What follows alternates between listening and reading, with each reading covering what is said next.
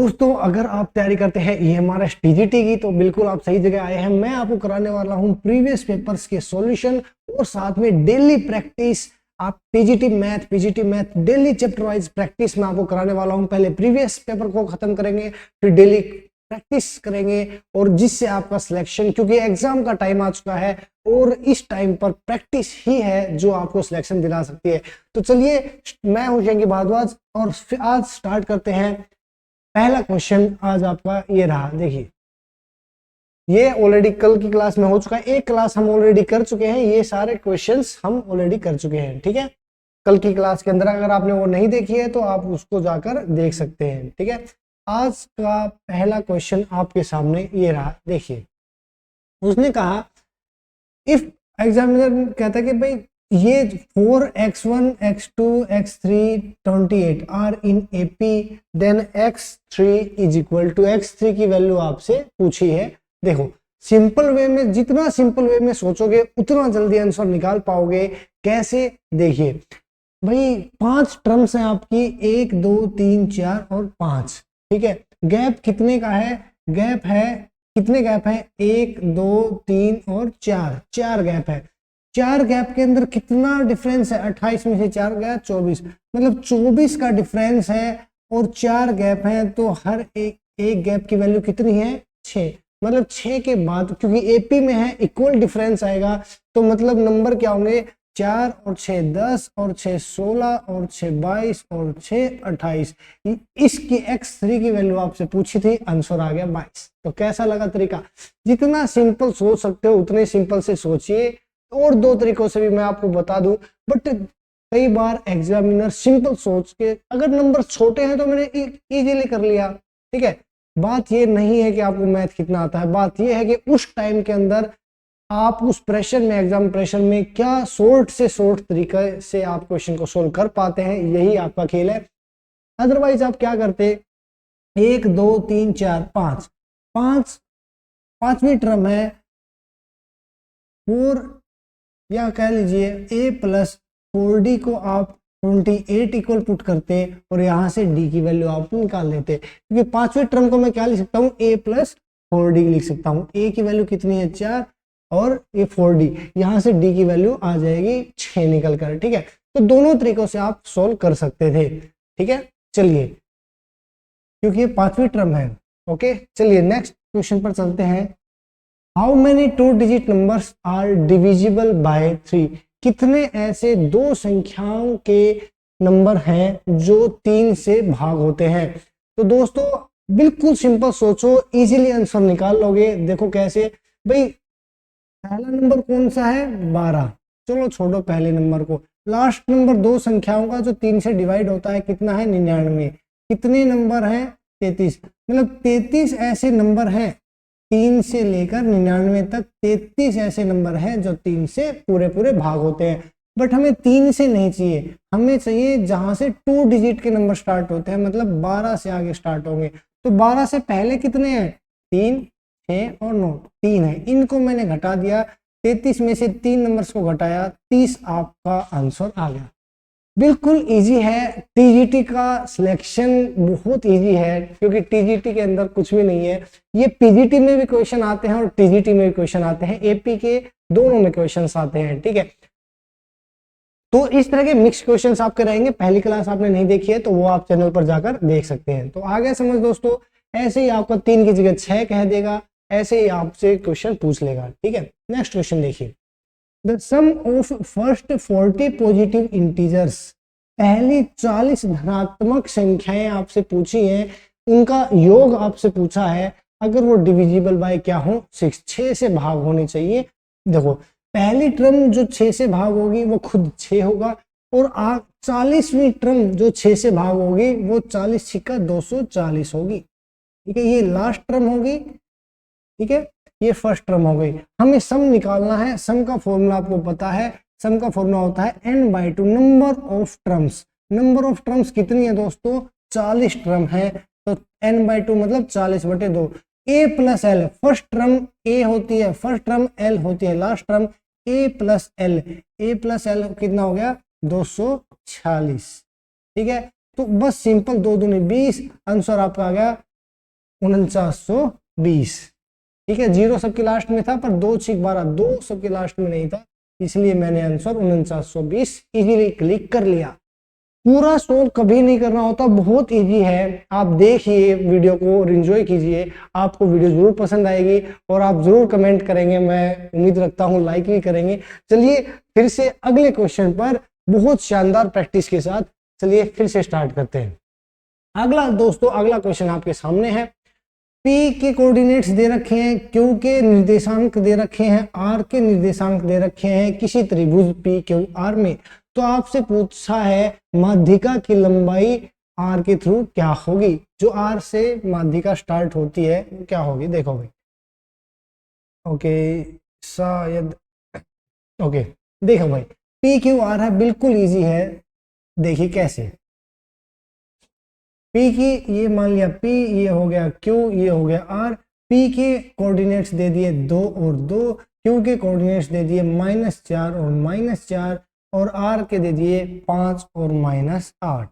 आप इससे माध्यिका मीडियन डाली जाती है, जो 2 इक्वल रेशियो में। माध्यिका मीडियन किसको कहते हैं, जो भुजा को, जो साइड को 2 इक्वल रेशियो में बांट दे, बराबर भागों में बांट दे, उसको कहते हैं। ठीक है, आधा आधा कर दे, मिड पॉइंट पे जो मिलती है वो। इसकी आपसे लंबाई पूछी है, इसकी लंबाई आपसे पूछी है। तो देखो, अब 2 पॉइंटों के बीच की लंबाई आप निकालना जानते हो, पर इस पॉइंट के कोऑर्डिनेट नहीं है। तो पर ये पॉइंट कौन सा है, इन दोनों का मध्य बिंदु है। मतलब आप मिड पॉइंट निकालोगे, कैसे निकलता है, इन x1 + x2/2 y1 + y2/2। x1 की वैल्यू -4 है, -4 और 2 -2 बटा 2 आ गया -1, क्योंकि नंबर दोनों सेम है। बस ये जमा ये बटे में 2 किया और निकाल लिया।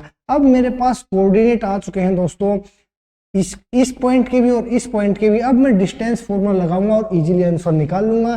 5 में से -1 घटाओगे तो 6 का स्क्वायर 36। वो कहते हैं ना कि x2 - x1 का होल स्क्वायर, y2 - y1 का होल स्क्वायर। तो ऐसे ही हमें करना है, ये x1 मान लो या ये x2 मान लो, मर्जी है आपकी, कैसे भी मानोगे आंसर सेम आएगा। 5 में से 1 माइनस का माइनस प्लस हो जाएगा, तो 6 का स्क्वायर 36, प्लस में y2 - y1 -8 और -1, माइनस करोगे तो प्लस हो जाएगा। मतलब -8 में से -1 को घटाओगे तो प्लस का 7, माइनस का 7 बचेगा और माइनस का 7 का स्क्वायर 49 होगा। और 36 और 49 की वैल्यू आएगी आपकी 85 इज योर राइट आंसर। ठीक है भाई, आ गया समझ, बहुत आसान है दोस्तों। कोऑर्डिनेट ज्योमेट्री मैंने आपको अभी तक लगभग 15-16 चैप्टर्स भी करा रखे हैं आपके एग्जाम से रिलेटेड। अगर EMRS TGT PGT मैथ की प्लेलिस्ट आपके डिस्क्रिप्शन में मैंने दे रखी है, उसको कंप्लीट कर जाइए। और जो मैं इंपॉर्टेंट प्रैक्टिस अभी करा रहा हूँ, प्रीवियस पेपर और चैप्टर वाइज जो प्रैक्टिस कराऊंगा, इसको कर लीजिए। आपके सिलेक्शन को कोई भी नहीं रोक पाएगा, यकीन मानिए, बहुत बेहतरीन आपकी तैयारी हो जाएगी। चलिए नेक्स्ट क्वेश्चन पर देखते हैं। If the points, these are the points of, अगर ये पॉइंट्स दे रखे हैं K2K 3K 3K and 3 and 1 are collinear, संरेखीय हैं, एक ही रेखा में दिए गए हैं, तो वैल्यू ऑफ K बतानी है। तो 2 तरीके होते हैं जब पॉइंट्स को कोलिनियर, संरेखीय, एक ही रेखा पर तीनों बिंदु दिए गए हों, तो आपको आंसर निकालने में, या तो आप इनका एरिया निकालोगे इक्वल टू डिटरमिनेंट निकालोगे, 0 पुट करोगे, या फिर आप इनका स्लोप निकाल लीजिए। और स्लोप निकालने का आपको बिल्कुल बेसिक पता है कि y2 - y1 upon x2 - x1, y2 - y1 upon x2 - x1, ये स्लोप निकालने का फॉर्मूला पता है दोस्तों, लगा दीजिए, क्योंकि दोनों का स्लोप सेम होगा, क्योंकि वो एक ही लाइन के ऊपर है ना। तो इन दोनों का स्लोप निकालिए। 3K में से 2K गया 1K, और इस 3K में से 1K गया यहाँ पर 2K, तो K से K कट गया, इसका स्लोप आ गया 1/2। दोनों, क्योंकि ये तीनों पॉइंट एक ही लाइन पर हैं, तो इनका जो स्लोप होगा वो इक्वल होगा, इसका स्लोप इन दोनों के स्लोप के भी इक्वल होगा। तो कर दीजिए equal, y2 - y1 1 - 3K 1 - 3K upon 3 - 3K। बस दोस्तों क्रॉस मल्टीप्लाई कीजिए और आंसर आपके सामने आ चुका है।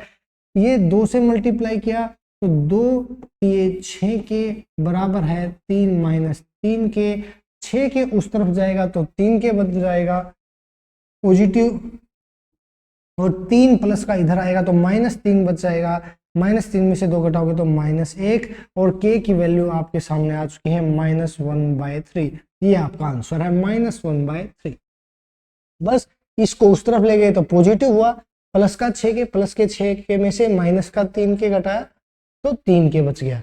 ये जो 3 प्लस है इस तरफ आकर माइनस हो गया, 2 प्लस का और 3 माइनस का तो -1, के की वैल्यू आ गई -3। आ रहा है समझ? अगर आ रहा है समझ तो लाइक कर दीजिए और कमेंट जरूर कीजिएगा। जितनी लाइक्स ज्यादा आती हैं उतना ही अच्छा लगता है कि हाँ हम किसी के लिए मेहनत कर रहे हैं तो वो सफल हो रही है, मेरी मेहनत आप सब तक जा रही है। देखिए अगला क्वेश्चन दोस्तों आपके सामने ये रहा। The coordinates of the consecutive vertices of a parallelogram. Consecutive का मतलब है लगातार आपको उनके निर्देशांक दिए गए हैं पॉइंट्स के जो एक पैरेललोग्राम के हैं। ये मान लीजिए कोई भी पैरेललोग्राम है जिसके आमने सामने की भुजाएं पैरेलल है।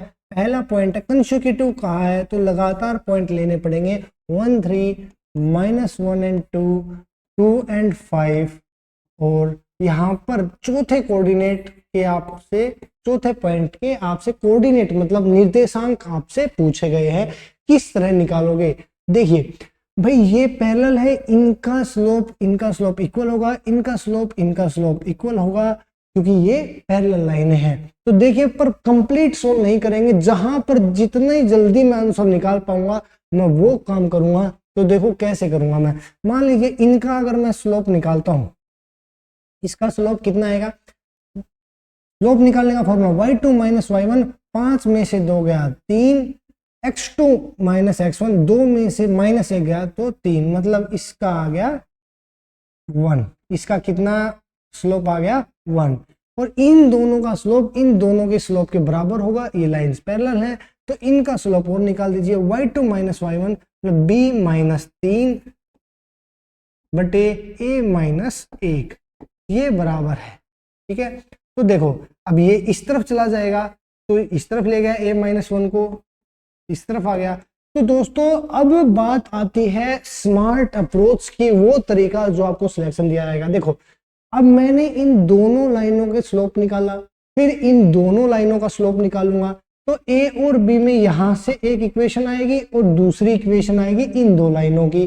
ठीक है, और दोनों इक्वेशन को जोड़ूंगा घटाऊंगा, वहां से ए की वैल्यू मिलेगी, फिर वो इक्वेशन में पुट करूंगा बी की वैल्यू मिलेगी।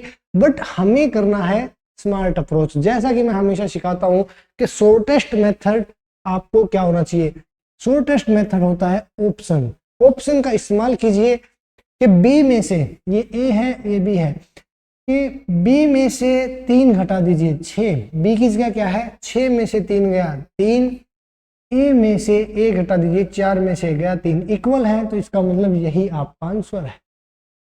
बस यही खेल आपको खेलना है नंबर्स के साथ, और सिलेक्शन आपको ले लेना है और पार्टी मुझे दे देनी है। तो इसी तरह सीखते रहोगे तो आपकी अप्रोच क्वेश्चंस को डील करने की बढ़ जाएगी। अदरवाइज पूरा बोर्ड भर देते, पहले इनका स्लोप निकाला, ठीक है, फिर इनका स्लोप निकाला, फिर उनको ऊपर प्लस माइनस करके ए और बी की वैल्यू निकाली, तब जाके लास्ट में आपका कम से कम 2 से 3 मिनट आराम से लग जाती। बट यहाँ सेकंडों में हमें करना है। ठीक है, आगे समझ। अगर सॉल्यूशन पसंद आया हो तो लाइक जरूर कर देना। ठीक है, अगला क्वेश्चन आपके सामने है, देखो in what ratio does x axis divide. इस तरह क्वेश्चन में बार बार करा चुका हूं दोस्तों कि किस रेशियो में एक्स एक्सिस विभाजित करता है किन्हीं 2 पॉइंट्स को जोड़ने वाली लाइन को। ये कोई 2 पॉइंट्स हैं, इनको एक्स एक्सिस या वाई एक्सिस, 2 तरह के इक्वेशन बनते हैं और दोनों में करा चुका हूं। जब वाई एक्सिस काटता है तो उसका आंसर होता है -x1/x2, और जब एक्स एक्सिस काटता है, जब एक्स एक्सिस काटता है तो उसका होता है -y1/y2। -y1 कितना आ गया, पहले से ही माइनस था तो प्लस हो गया, -y1 का मतलब 3, minus minus plus, upon y2 मतलब 6, मतलब 1:2 आपका सही आंसर होगा। अगर यहीं पर उसने y एक्सिस कह दिया होता तो मैं कर देता -x1/x2, बस सिंपल सी बात है, आपके दिमाग में बैठ गई होगी। होप ये भी आपको समझ आ गया होगा। ठीक है, तो चलिए आगे चलते हैं। समझ ना आए तो कमेंट करना, हमेशा कमेंट के रिप्लाई आप, अगर मेरे पुराने दोस्त हैं, स्टूडेंट हैं, तो आपको पता होगा हर एक कमेंट का रिप्लाई मैं आपका करता हूं। डाउट होता है तो या तो कमेंट में सोल्व करूंगा या फिर आके दोबारा क्लास में सोल्व करूंगा, बट सोल्व जरूर करता हूं, है ना। चलिए अगला क्वेश्चन आपके सामने ये रहा, देखिए इसने फिर से वही क्वेश्चन दिया कि ये 3 पॉइंट्स दे रखे हैं और ये कोलिनियर मतलब संरेखीय है, एक ही लाइन पर है।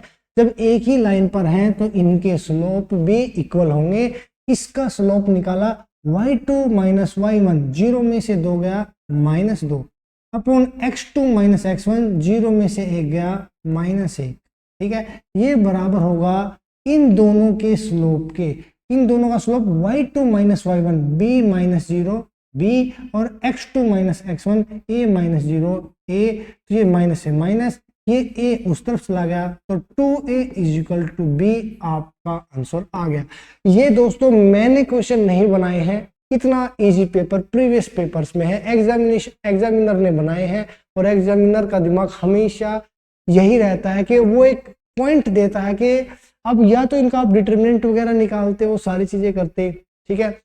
बस बात है अप्रोच की, वो एक स्मार्ट अप्रोच हमेशा स्टूडेंट के लिए डोर ओपन कर देता है, स्मार्ट अप्रोच के लिए, कि जो स्मार्ट बंदे होंगे वो इजीली आंसर निकाल लेंगे और बहुत सारे बंदे लेंथी सॉल्यूशन देंगे और वो टाइम पर नहीं कर पाएंगे। इसलिए मैं हमेशा कहता हूं स्मार्ट अप्रोच ही आपको सिलेक्शन दिलाती है। अगला क्वेश्चन देखिए, the perimeter of A triangle, एक त्रिभुज का परिमाप आपको दे रखा है 24 सेंटीमीटर 24 सेंटीमीटर। तो उसने कहा length of the sides of A triangle, जो त्रिभुज की भुजाओं की लंबाई है वो प्राइम नंबर से रिप्रेजेंट की जाती है, अभाज्य संख्या से रिप्रेजेंट की जाती है। एरिया ऑफ ट्रायंगल आपसे पूछा है, त्रिभुज का एरिया क्या होगा। तो दोस्तों एक बात है भाई, 24 है, ठीक है, इक्विलेटरल होती तो वो इतनी कहानी करता है नहीं, या तो आइसोसेलेस होगी या देखो। अब प्राइम नंबर से आप कुछ भी सोच सकते हो, बट प्राइम नंबर्स होने चाहिए, ठीक है। और ये मैंने आपको बताया था, अगर आपको साइड सोचनी पड़ेगी कभी, मैंने पहले भी आपको बताया, जब भी साइडों को सोच के मानोगे तो 2 प्रॉपर्टीज का ख्याल रखोगे। पहली प्रॉपर्टी कि 2 का सम तीसरी से ज्यादा, 2 का डिफरेंस तीसरी से कम, ठीक है। तो बस ये प्रॉपर्टी आपको याद रखनी होती है और आप इजीली निकाल लेते हो। कैसे, वो भी मैंने आपको सिखाया था। फिलहाल मैं आपको डायरेक्ट बता देता हूं क्योंकि टाइम की कमी आपके पास भी है। वैसे बस प्राइम नंबर होना चाहिए। देखो प्राइम नंबर अगर मान लो 2, 3 और 19, 19 और 3 22 और 2 24, बट 2 का सम तीसरी से ज्यादा नहीं है, 2 का डिफरेंस तो तीसरी से कम है। तो ऐसे नंबर मानने हैं जो दोनों कंडीशन को सेटिस्फाई करे, और वो भी मैंने मानना सिखाया था कि आइसोसेल मानना, ठीक है। 11 11 और 2 11 11 22 और 2 24 पेरीमीटर आ गया। 2 का सम तीसरी से ज्यादा, 2 का डिफरेंस तीसरी से कम, दोनों जो इसकी प्रॉपर्टीज हैं सेटिस्फाई कर रही है। तो ये आपका है पेरीमीटर 24। सेमी पेरीमीटर हो जाएगा 24/2 12। बस फॉर्मूला आपके सामने है, s × s - a × s - b × s - c, मतलब s है सेमी पेरीमीटर, सेमी पेरीमीटर अर्ध परिमाप जो कि है 12, और 12 में से पहली भुजा घटाई 1, 12 में से दूसरी भुजा घटाई 1, 12 में से तीसरी भुजा घटाई 10, 12 धाई 120, 120 को अंडर द रूट में 2 दूनी 4 दिए 120, तो 2√330 आप कह सकते हो, ठीक है। ये आपका आंसर आ गया 2√30।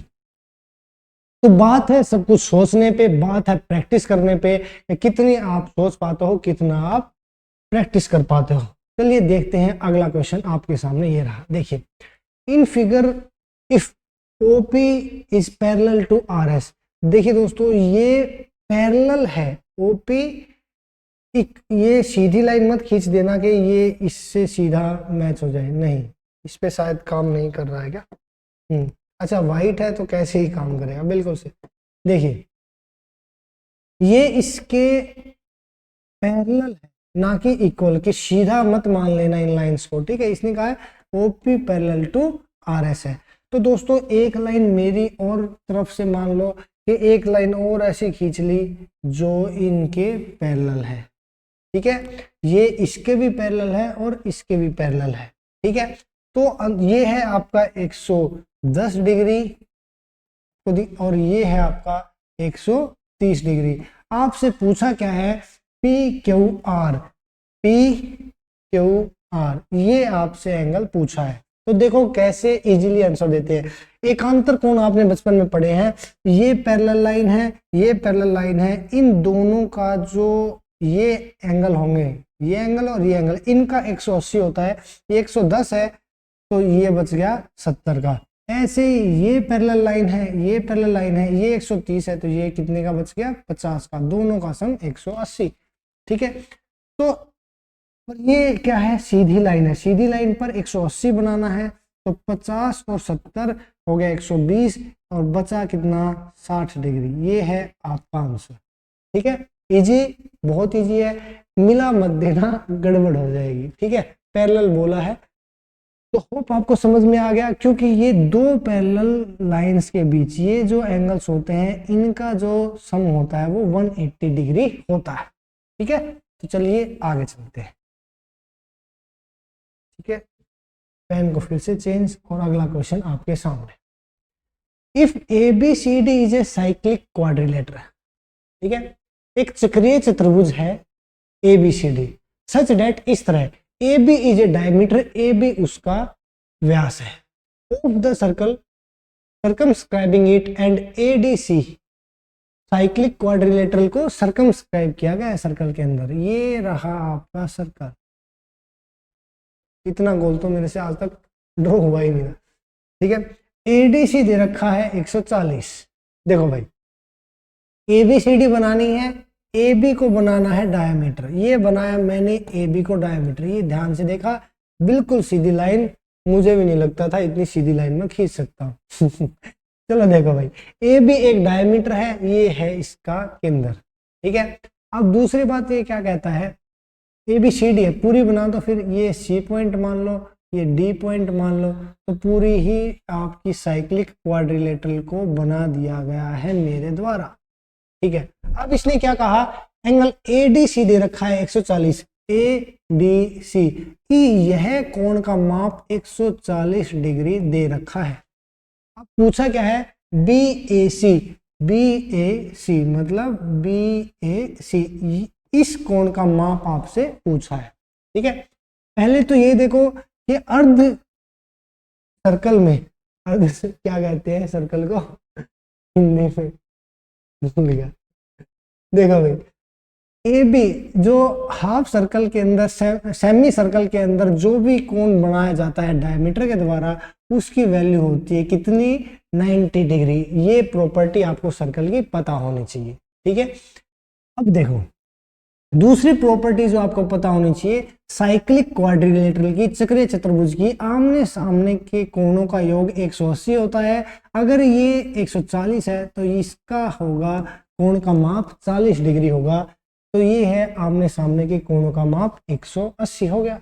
बस ये बताना है, ये 90 का ये 40 का, दो हो गए त्रिभुज के कोण 130 के, तो तीसरा कितना बचा 50 डिग्री। आ गया समझ, बस यही है, ठीक है।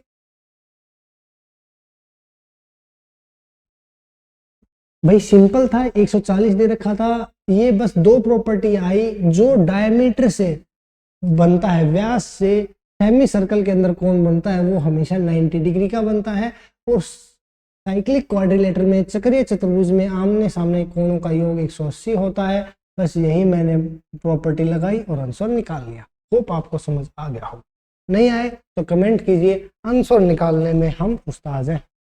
देखिए अगला प्रश्न आपके सामने, in the given figure O is the centre, ठीक बात है। PT is a tangent, PT एक टेंजेंट है, तो इसका मतलब टेंजेंट, ये फिर से पेन का इस्तेमाल हम करेंगे चेंज करके। देखिए अगर टेंजेंट तो सेंटर से टेंजेंट पे जो लाइन होती है वो कितने डिग्री का कोण बनाती है, इसने पीटी को टेंजेंट बोला है तो टेंजेंट के साथ 90 डिग्री का कोण बनेगा। ये एक प्रॉपर्टी टेंजेंट की आपको पता होनी चाहिए, ठीक है, क्योंकि हमेशा सेंटर से जो लाइन मतलब जो रेडियस होती है टेंजेंट से 90 डिग्री का कोण बनाती है। ये बात हो गई। फिर क्या कहता है, if P Q is a कोड such that Q P T 50 degree, मतलब क्यू पी टी ये दे रखा है आपको 50 डिग्री, क्यू पी टी दे रखा है 50 डिग्री। पूछा क्या है, पी ओ क्यू ये वैल्यू आपसे पूछी है। ऐसे सीधा खींचा हुआ दिख रहा है तो 90 डिग्री मत लगा देना। देखो ये क्या है, सेंटर है, सेंटर से ये क्या है रेडियस, ये भी क्या है रेडियस। देखिए अब ये पूरा एंगल 90 का है, ये पूरा एंगल 90 का है, ये 50 का है, तो ये बच गया कितने का, 40 का। कितने का बच गया, 40 का, क्योंकि पूरा 90 का था, इतना 50 का है तो इतना बच गया 40 का। अब ये सेम साइड से समान भुजाएं समान कोण बनाती हैं, सेम साइड इक्वल बनाती है ना, तो ये 40 का है।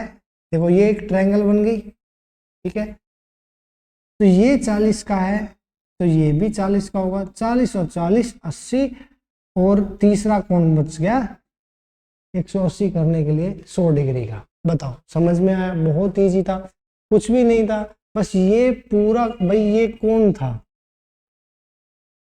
ये 50 का दे रखा है, ये पूरा 90 का था, तो ये कितने का बच गया, 40 का। बस इतनी सी तो बात थी। अब दूसरी बात ये थी कि इक्वल साइड्स इक्वल आपके एंगल्स बनाते हैं, तो ये दोनों साइड्स इक्वल है क्योंकि ये त्रिज्या है और सर्कल की त्रिज्या तो भाई दोनों जगह सेम ही होगी, ठीक है, तो 40 40 बराबर है, तो त्रिभुज के तीनों कोणों का योग 180 करना था, 40 40 80 और 100 180, 100 डिग्री आपका उत्तर आ गया समझ, वेरी गुड। अगले क्वेश्चन पर चलते हैं। देखिए ये आपके सामने है, इन ए इक्विलेटरल ट्रायंगल एक समबाहु त्रिभुज आपको दे रखी है एबीसी, एडी परपेंडिकुलर, वो कुछ भी कहे समबाहु त्रिभुज के अंदर, तो वैसे तो देखो इसकी डायरेक्ट प्रॉपर्टी होती है इक्विलेटरल ट्रायंगल की, क्या होती है 3ab square equal to 4ad square. वो एडी को परपेंडिकुलर बोल दे, एडी को वो मीडियन बोल दे, एडी को वो एंगल बाइसेक्टर बोल दे, कुछ भी बोल दे, इक्विलेटरल ट्रायंगल तो सारे सेंटर भी इक्वल होते हैं, सारी रेखाएं सेम होती हैं, तो आंसर ये इसकी प्रॉपर्टी होती है 3ab equal to 4ad square. Direct property आपको याद होनी चाहिए इसकी इक्विलेटरल ट्रायंगल की। फिर भी अगर आपको ऐसा लग रहा है कि मैं आपको रटवा रहा हूं तो मैं इसका प्रूफ भी दे देता हूं, वो आपकी मर्जी है, एग्जाम्पल से मैं दे देता हूं। देखो इसको मान लो 6, मर्जी है, जो इक्विलेटरल ट्रायंगल आप मान सकते हो वो आपने मान सकते हो, ठीक है, ये भी 6 मान ली। अब ये परपेंडिकुलर है, मिड पॉइंट पे भी देखो, मीडियन भी परपेंडिकुलर भी एंगुलर बाइसेक्टर भी सारे सेम ही काम करते हैं, तो ये 3 और ये 3।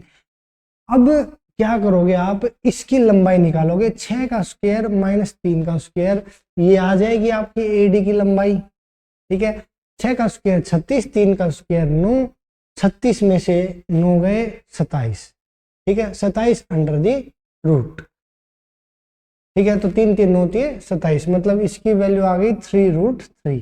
भाई 6 का स्क्वायर माइनस 3 का स्क्वायर अंडर दी रूट मैंने किया, तो 3 3 9 27 आ गया ये वाली, ठीक है।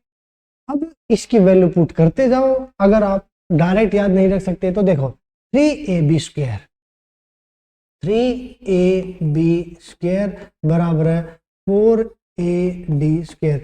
क्या ये सही प्रॉपर्टी है, पता लग जाएगा।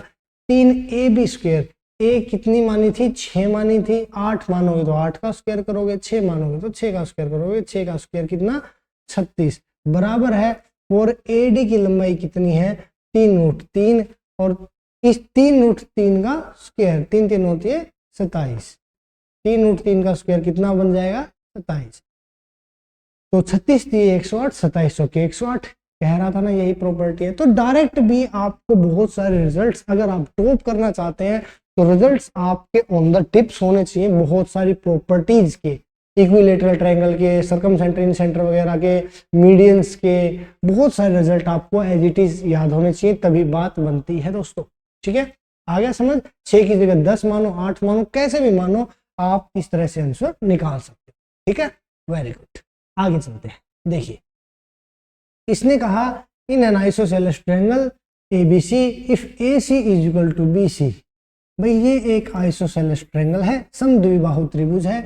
इसने कहा AB बराबर है, सॉरी AC बराबर है BC, AC बराबर है BC, मतलब ये दोनों भुजाएं आपकी बराबर है। कोई बात नहीं, आगे क्या कहा, AB square is equal to 2AC square. तो C एंगल क्या होगा? भाई ये तो बिल्कुल सेम बात है। AB स्क्वायर किसके बराबर दे रखा है? 2AC स्क्वायर के बराबर दे रखा है। अब 2AC, भाई AC और AB तो बराबर है, तो AC की जगह AB लिखो या AB की जगह AC लिखो, एक ही बात है। 2AC को मैं क्या लिख सकता हूँ? 2AC को मैं लिख सकता हूँ AC स्क्वायर जमा AC स्क्वायर लिख सकता हूँ। अब एक AC की जगह मैंने मान लिया BC, एक AC की जगह मैंने क्या मान लिया? BC square.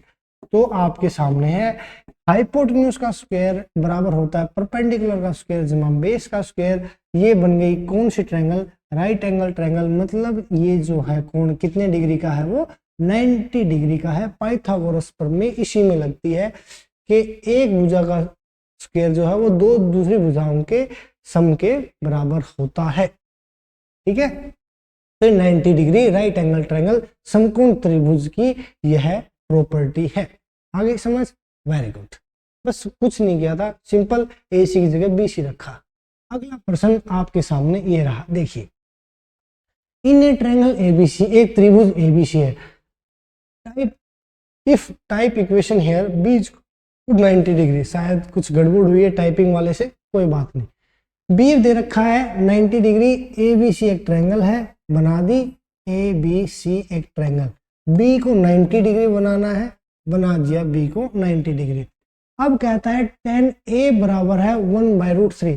भाई tan A भाई कितना पे 1/√3 होता है? tan 30 पे होता है, 30 पर होता है कितना?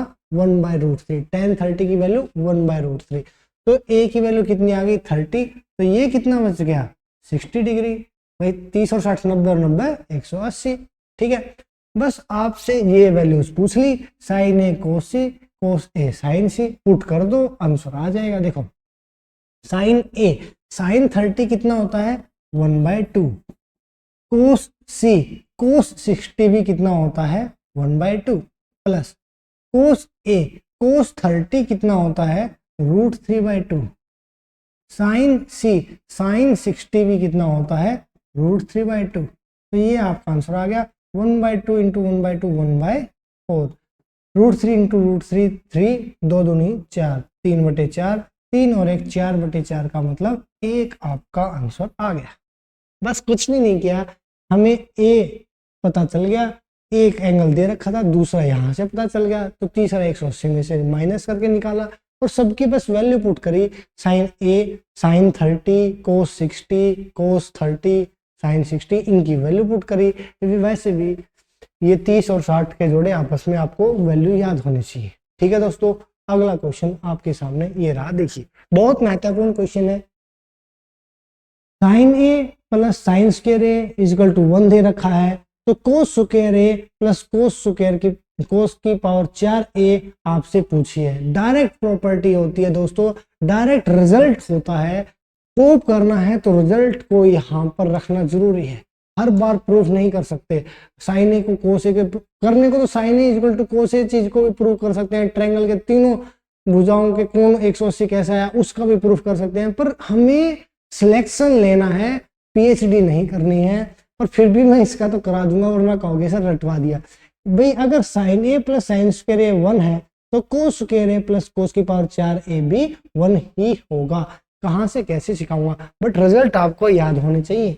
और कौन से रिजल्ट याद होने चाहिए? ये रिजल्ट भी आपको याद होने चाहिए कि secant A minus secant square A -1 है, तो tan square A minus tan की पावर 4a भी -1 होगी। कोस की पावर 4a प्लस कोस की पावर 2a 1 है, तो कोट की power 4a minus cot square A equal to 1 होगा। साइन की पावर 4 है plus sine square equal to 1 है, तो टेन की पावर 4 है माइनस टेन स्क्वायर 1 होगा। ऐसे 7 से 8 रिजल्ट होते हैं। सॉरी, एग्जामिनर ने पहला रिजल्ट पूछा है तो 7-8 में से कोई भी रिजल्ट आपसे पूछ सकता है। 4 रिजल्ट मैंने आपको बता दिए, 4 आपके ऊपर छोड़ दिए। सर्च कीजिए और नोट कीजिए आपके नोटबुक में, मेहनत खुद करनी हो, ठीक है। और स्मार्ट अप्रोच हम आपको बताएंगे, कुछ हमारी मेहनत कुछ आपकी मेहनत, और आंसर निकाल लेंगे और सिलेक्शन लेंगे और पार्टी करेंगे, ठीक है। तो चलिए दोस्तों, अगला प्रश्न आपके सामने है। ट्रिग्नोमेट्री के एंगल्स की प्रॉपर्टी आपको पता होगी, जब angle A plus B 90 degree हो, जब ए बराबर है 90 डिग्री तो साइन ए बराबर होता है कोस बी, ठीक है।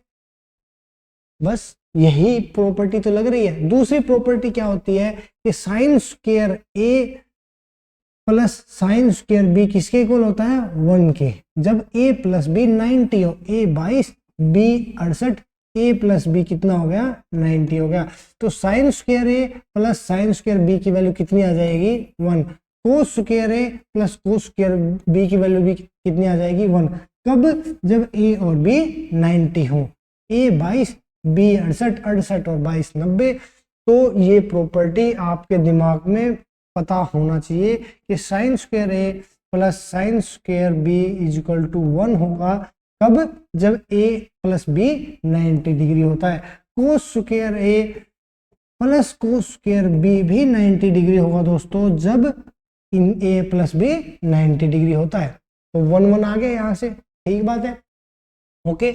अब देखिए नेक्स्ट बात, दूसरी बात क्या है कि ये है साइन स्क्वायर ए, तो ये क्या बनेगा, कोस स्क्वायर ए। कैसे बनेगा, वैसे एग्जामिनर है वो हमेशा ऐसी सोच आपको रख, मैं नहीं सोल्व करता, मुझे पता था कि एग्जामिनर है तो कुछ ना कुछ सोच के क्वेश्चन बनाया होगा। ये साइन स्क्वायर है तो ये कोस स्क्वायर ए होगा, ठीक है। इसकी वैल्यू आंसर क्या आएगी, 1 आएगी। Sign square A plus cos square B भी क्या होगा, 1। कैसे, कोस स्क्वायर बी तो नहीं है, पर मैंने आपको कहा ना कि जब ए और बी 90 डिग्री हो तो साइन ए बराबर हो जाता है किसके, कोस ए के, कोस बी के। साइन ए बराबर हो जाता है कोस बी के, मतलब ए प्लस बी 90 डिग्री होना चाहिए। मतलब साइन 27 को मैं क्या लिख सकता हूँ, कोस 63 लिख सकता हूँ, क्योंकि ए और बी की वैल्यू 90 है।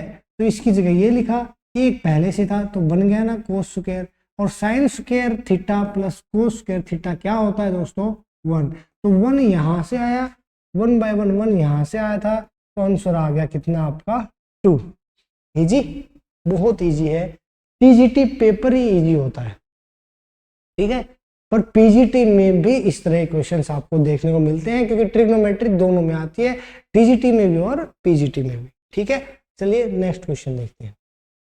आपके सामने है tan theta equal to a by B, तो बताइए इसकी वैल्यू क्या होगी, a sine theta minus B cos theta upon a sine theta plus B cos theta. अगर आपने इसको tan थीटा किसके इक्वल होता है, परपेंडिकुलर बाय बेस, इस तरह से क्वेश्चन को सोल्व नहीं करना है। उससे हाइपोटेन्यूज निकालोगे, ठीक है, फिर साइन और कोस की वैल्यूज पुट करोगे, a square B square under the root फलाना, कुछ भी करो आप। इजी अप्रोच क्या है, इजी अप्रोच ये होती है tan थीटा बराबर होता है साइन थीटा बटे कोस थीटा। कब, जब डिग्री सेम हो, कब, जब डिग्री सेम हो, मतलब इनकी पावर्स हमेशा जब सेम हो ऊपर और नीचे, तब आप इसको डायरेक्ट यूज कर सकते हो। ये साइन थीटा, ये कोस थीटा, तो साइन थीटा की जगह ए पुट किया तो a गुना ए कितना आ गया, a स्क्वायर, माइनस बी गुना बी कितना आ गया, बी स्क्वायर, अपॉन ए गुना ए स्क्वायर प्लस बी गुना बी स्क्वायर। ये आपका आंसर आ गया दोस्तों। मैंने फिर से आपको याद दिला दूं, tan ए बराबर होता है किसके, sine theta upon cos theta के। मैंने सीधा इसको मान लिया साइन थीटा ए के इक्वल, कोस थीटा बी के इक्वल, क्योंकि मुझे डिग्री सबकी पावर सेम दिख रही थी, तभी मैंने माना। अगर पावर में कहीं पर भी डिफरेंस आता तो फिर मैं इसी फॉर्मूले से चलता कि ए बाय बी ये होगा और ये होगा ए स्क्वायर प्लस बी स्क्वायर का अंडर द रूट, और फिर से मैं आंसर निकालता, ठीक है, ओके, समझ आ गई बात। जब सेम हो तो डायरेक्ट मानो और आंसर निकालो। अगला क्वेश्चन दोस्तों आपके सामने ये रहा, एक अच्छा क्वेश्चन है, देखिए। हाइट एंड डिस्टेंस करा चुका हूँ, एक आधा आप ऑलरेडी आप देख चुके होंगे। अब ये उससे थोड़ा सा अलग क्वेश्चन है, जब टावर्स की हाइट दे रखी है अलग अलग, the tops of two towers, दो टावरों का जो शिखर है, एक की हाइट है x और दूसरे की हाइट है y, एक की टावर खंबे की लंबाई x दे रखी है, दूसरे की y दे रखी है, वो ग्राउंड पर एंगल बनाते हैं, एक 30 डिग्री एक 60 degree, at the centre of the line joining their feet, एक x की लंबाई का है, एक y की लंबाई का है, ठीक है, दो टावर दे रखे हैं।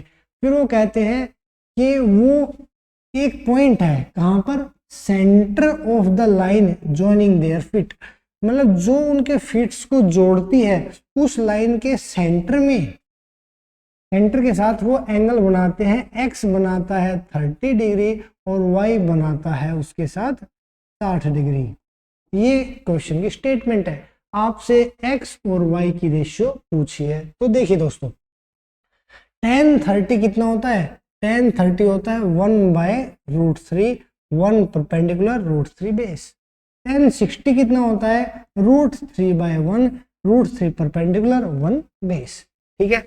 पर इसने कहा था कि centre of the line joining, मतलब ये सेंटर है इस लाइन का, मतलब ये जो लंबाई है और ये जो लंबाई है ये दोनों बराबर है, क्योंकि सेंटर में ये एंगल बना रहा है। तो ये इसकी लंबाई √3 है पर इसकी लंबाई 1 है, मतलब ये दोनों बराबर होनी चाहिए। तो मर्जी आपके, या तो इसको 1 बना लो या इसको √3 बना लो। इसको √3 बनाना इजी था तो मैंने इसको √3 से मल्टीप्लाई कर दिया। अब एंगल भाई लेंथ, इस लेंथ को √3 से मल्टीप्लाई किया है तो दूसरी लेंथ को भी √3 से मल्टीप्लाई करना पड़ेगा, तभी तो कहानी बराबर होगी। तो हो गया ना ये √3, और ये कितना हो गया, √3 इंटू √3 3। अब देखिए x क्या है 1, x क्या है 1, y क्या है 3, यही आपका आंसर है। 1:3 इज योर राइट आंसर। कैसा लगा, इजी है। बस tan 30 की वैल्यू 1/√3, tan 60 की वैल्यू √3/1, बस ये दोनों बराबर होनी चाहिए थी, बात सिर्फ इतनी थी और बराबर कर दी हमने। ये √3 तो इसको भी √3 कर दिया, एक को √3 से मल्टीप्लाई कर दिया, तो इसकी जो जोड़ीदार थी √3 उसको भी √3 से मल्टीप्लाई कर दिया, तो ये बन गया 3। ये था 1:3 आपका आंसर आ गया, ठीक है।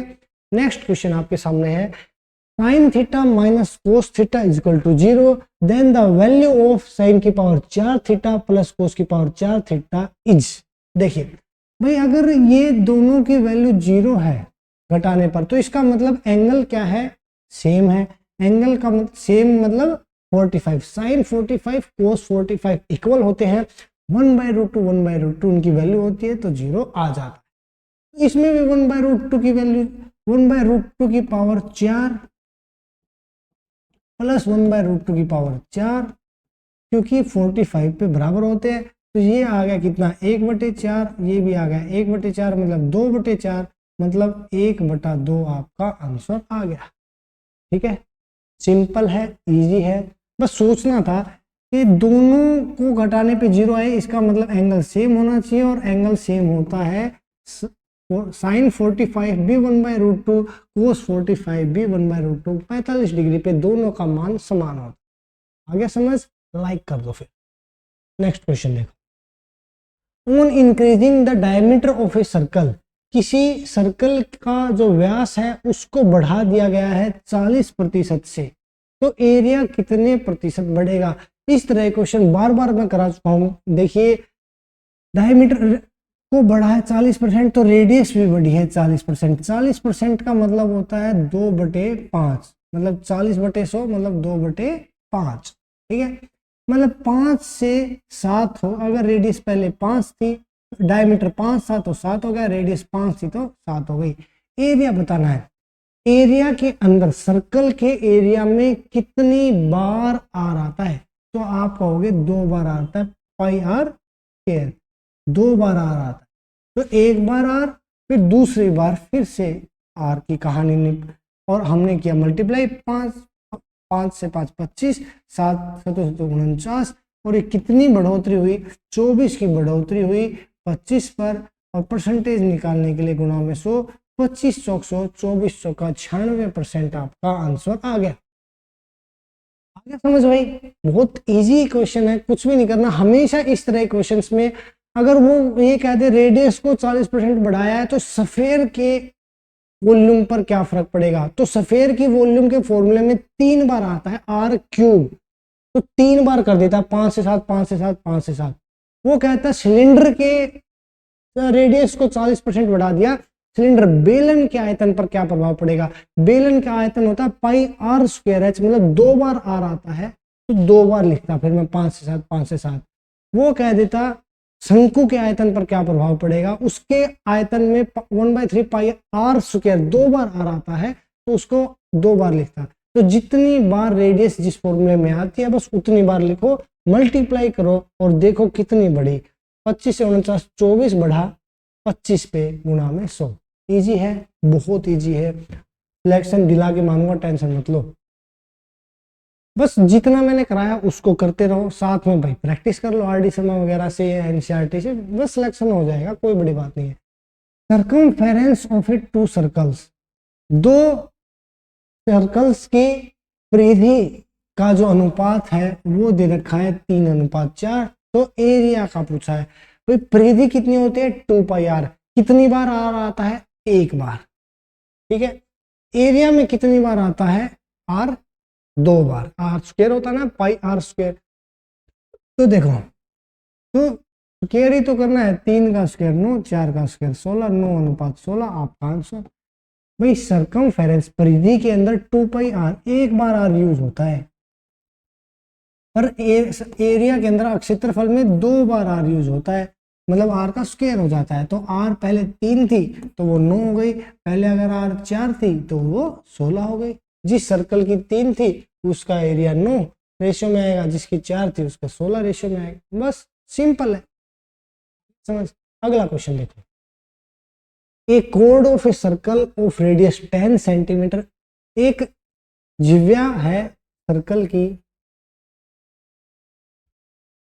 आज तो नजर लगने वाली है ड्राइंग पर, देखो ये तो चलता रहता है, इतने गोल भी बन जाए वो भी काफी है। एक जिव्या दे रखी है, कोड दे रखी है 10, सर्कल ये जिव्या है और जो सेंटर से दूरी दे रखी है वो दे रखी है 10, रेडियस दे रखी है 10, ठीक है। राइट एंगल बनाती है सर्कल सेंटर पे, ये बना दिया इस जिव्या ने, कोड ने 90 डिग्री सेंटर पे। Area of the minor segment, देखो ये पूरे इस सेगमेंट का ये पूरा सेगमेंट है, और माइनर से 2 सेगमेंट हो गए, एक ये, ठीक है, और एक ये कंप्लीट, पर माइनर का पूछा है, मतलब ये एरिया आपसे पूछा है, ये एरिया आपसे पूछा है, ठीक है। तो देखिए दोस्तों, ये एरिया कैसे निकालते हैं, area of sector, area of sector, देखो सेक्टर कौन सा है, ये है एरिया ऑफ सेक्टर, यहां से लेकर यहां तक, इसको बोलते हैं एरिया ऑफ सेक्टर। और वो क्या होता है, पाई आर स्क्वायर थीटा अपॉन 360, ठीक है। अगर इस पूरे में से मैं घटा दूं इसका एरिया, ये वाला एरिया में घटा दूं, ठीक है, इस पूरे में से ये वाला एरिया घटा दूं तो ये वाला माइनर का आ जाएगा, आप कहोगे सर बिल्कुल आ जाएगा, तो घटा दो ना भाई, बस यही तो आपका आंसर है। पाई आर स्क्वायर थीटा अपॉन 360 में से, ये तो पूरे का था, इसमें से इसका, इस ट्रायंगल का एरिया, ट्रायंगल का एरिया कितना है 1/2 बेस इंटू हाइट, बेस भी 10 हाइट भी 10, तो 10 गुना 10 100, बस यही आपका आंसर है। पाई की वैल्यू निकाल लो, ये थीटा कितना है, थीटा दे रखा है 90 डिग्री, देखो थीटा 90 है, 90/360 कितना 1/4,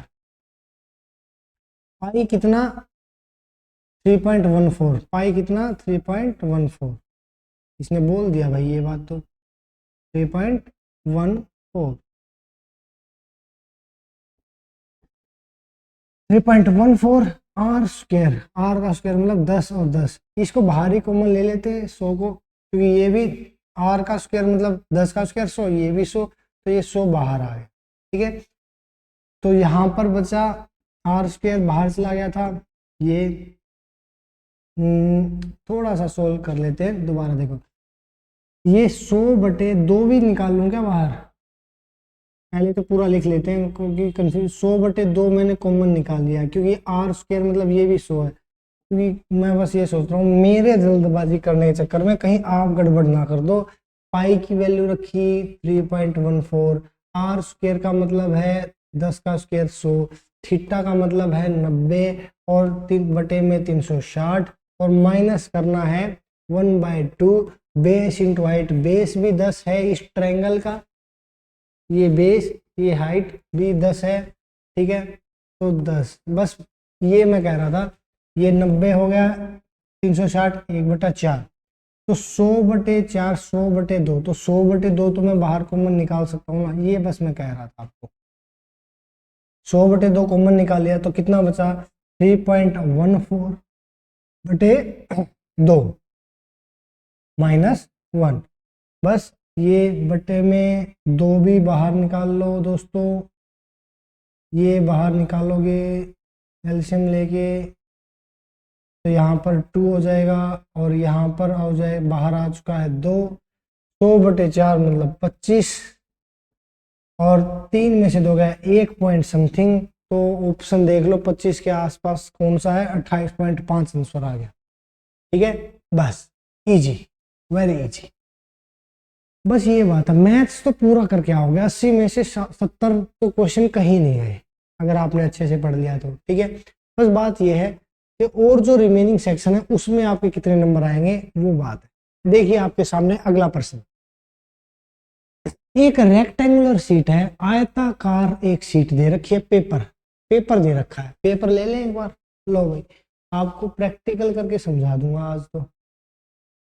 ठीक है चलो, एक रेक्टेंगुलर शीट पेपर ले रखा है, 40 सेंटीमीटर और 22 सेंटीमीटर उसकी भुजाओं के माप है। ये मैंने एक पेपर ले लिया, इस पेपर की जो एक 40 सेंटीमीटर है और 22 सेंटीमीटर ये लंबाई और ये चौड़ाई 22 सेंटीमीटर है। ठीक है फिर ये कहता है कि इसको सिलेंडर बना दिया गया है।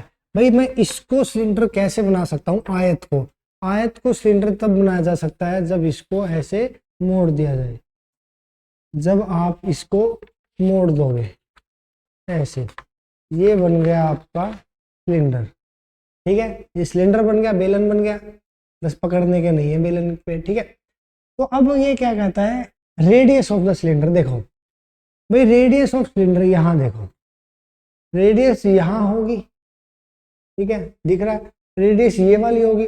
अब रेडियस ये आपको पता है, इसकी लंबाई पूरी सरकमफेरेंस कितनी है, परिधि पूरी कितनी है, भाई परिधि पूरी है 22, ऐसे मोड़ी थी ना इसको, ऐसे मोड़ा था, तो ये पूरी परिधि कितनी है 22 दे रखी है, मतलब 2πr की वैल्यू कितनी दे रखी है 22। बस r की वैल्यू आपसे पूछी है रेडियस की, तो निकाल लो भाई, बस 2 गुणा 22/7 गुणा r बराबर है 22 के, 22 से 22 गया, 7 उस तरफ गया, 2 में 7/2, r की वैल्यू 3.5, ये आपका आंसर है, r की वैल्यू 3.5 है ना जी। बस ये बात थी कि क्या आप इस तरह सोच पाए कि इसको कैसे मोड़ा जाए कि सिलेंडर बन जाए, ऐसे मोड़ा जाए सिलेंडर बन जाए। इसकी पहले पूरी 22 थी, अब मोड़ेंगे तो भी 22 ही रहेगी सरकमफेरेंस, तो है ना, करके देख लेना आ जाएगा समझ। ठीक है ना है तो फिर आओ कभी हवेली पे, मैं समझाता हूँ और जैसा कि मैंने आपको कहा हवेली हमारे यहाँ पर एक रेस्टोरेंट का नाम है। ठीक है गड़बड़ नहीं। The radii of 2 cylinders are in the ratio of 2:3, 2 बेलनों की त्रिज्याओं का अनुपात दे रखा है 2:3, उनकी हाइट उनकी ऊंचाई का अनुपात दे रखा है 5:3, तो उनके वॉल्यूम का अनुपात पूछना है। वॉल्यूम का अनुपात क्या होगा, πr² h, πr²। पहले की रेडियस कितनी है 2, मतलब तो 2 का स्क्वायर, दूसरे की रेडियस कितनी है 3, तो 3 का स्क्वायर, πr² हो गया। अब बारी है h की, हाइट की, पहले की हाइट कितनी 5, दूसरे की हाइट कितनी 3, यही तो सोल्व करना है। पाई से पाई, 5 दूनी 10 दूनी 20, 3 3 9 3 27, 20:27 इनकी आयतनों का अनुपात आ गया 20:27। बस जल्दबाजी में 27 20 मत कर देना, ठीक है, बस इतना ध्यान आपको रखना है, ठीक है। ओके, आ गया समझ, वेरी गुड। तो चलिए ये था आज आपका आखिरी क्वेश्चन। लाइक कीजिए अगर आप पसंद करते हैं मेरे पढ़ाने के तरीके को, और अगर मैं आपकी नॉलेज में कुछ ऐड कर पा रहा हूँ तो लाइक कीजिए, कमेंट जरूर कीजिए, इससे मुझे अच्छा लगता है कि हाँ जिसके लिए मैं मेहनत कर रहा हूँ वो बिल्कुल कुछ ना कुछ अच्छा मैं कर रहा हूँ बच्चों के लिए, ठीक है। और ये मेरा इंस्टाग्राम हैंडल है, वहाँ आप मुझे फॉलो कर सकते हैं। अगर आपको कुछ भी पूछना है मेरे से तो वहाँ पूछ सकते हैं। चलिए मिलते हैं अगली क्लास में कल फिर से। Bye bye, take care.